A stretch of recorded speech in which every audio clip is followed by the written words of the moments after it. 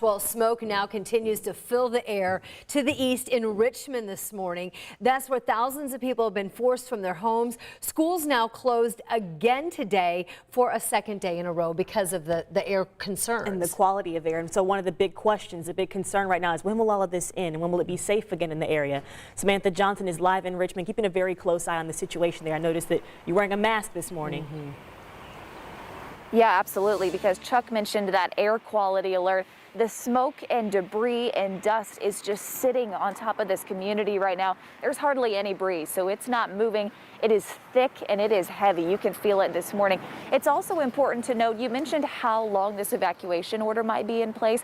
We talked to health officials here yesterday who said they will let residents return when it is safe. Right now, it is not safe. Check out still what's going on here behind us. Fire crews still actively fighting this fire. You can see there's a ladder truck being used right now to shoot water to the back side of this building. But in the front, take a look, just a massive debris pile of what's left of this plastics recycling facility. And really over the last almost 2 full days now, we've been learning more about the history of this building. Our 13 Investigates team has been digging through legal filings and state reports. We've learned both city and state leaders had concerns about this property. In fact, the Richmond Unsafe Building Commission issued an order to repair, demolish, or vacate the building. That was back in July of 2019.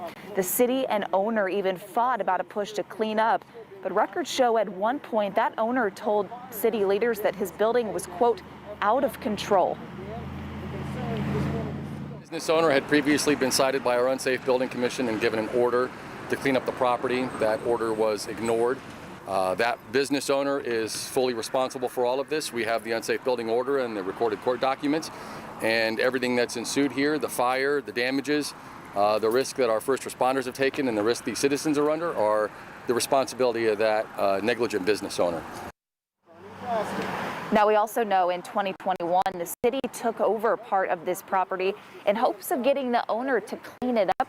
But this morning, Julia and Anne Marie, we know that we've talked to the fire chief here in Richmond, who says, in his opinion, it was not a matter of if, it was a matter of when something like this was going to happen. Yeah, so certainly they were concerned about that property. Since the fire, I'm wondering, Sam, have investigators been able to be in contact with the owner? Yeah, so we talked to the mayor here in Richmond yesterday. He says an investigator was able to make contact with that owner the night of the fire. He tells us no formal conversations have been had, but they were able to make contact. Our 13 Investigates team also reached out to that owner. We have not yet heard back. All right, Sam, great job with the coverage there in Richmond for us this morning. We'll check back. In the meantime, this is impacting so many people that live in that Wayne County community. They did set up a shelter. It's open 24/7. This is for anyone who had to evacuate their homes and needed a place to go. So this shelter is over at the Oak Park Pentecostal Church. And here are some important phone numbers to remember in the Richmond area. This is if you need any transportation to the shelter.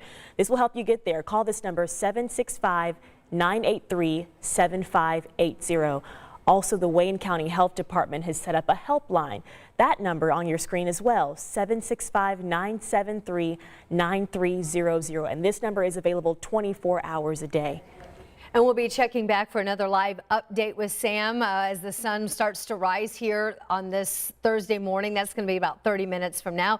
In the meantime, you can read all the information that we've put together, including our 13 Investigates investigation about that property. It's online for you right now at WTHR.com. The good work of Sierra Putman there.